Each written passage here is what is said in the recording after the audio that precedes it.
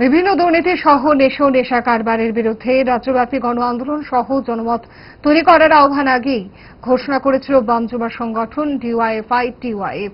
সেই ঘোষিত আন্দোলন কর্মসূচি হাতে কলমে প্রয়োগ করার কাজে নেমে পড়ল বাম যুবারা। আজ রাজধানীর শহর আগরতলার অভয়নগরে বিক্ষোভ প্রতিবাদ মিছিল সংগঠিত করল তারা।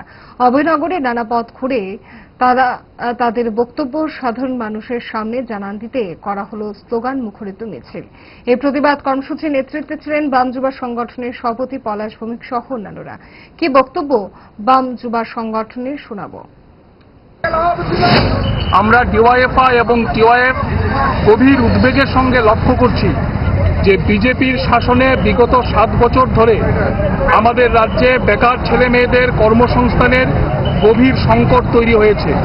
রাজ্য সরকারের দপ্তরগুলোতে হাজার হাজার শূন্যপদ, এই শূন্যপদগুলোতে নিয়োগ করার জন্য সরকারের যে উদ্যোগ থাকার কথা, সেই উদ্যোগ আমরা লক্ষ্য করতে পারছি না। অন্যদিকে আমরা দেখছি নিয়োগ প্রক্রিয়াগুলো বছরের পর বছর ঝুলিয়ে রাখা হচ্ছে, যার ফলে অনেক বেকার যুবক এই সময়ে বয়স উত্তীর্ণ হয়ে যাচ্ছে।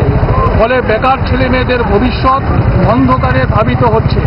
অন্যদিকে রাজ্যে বাড়ছে নেশার রমরমা।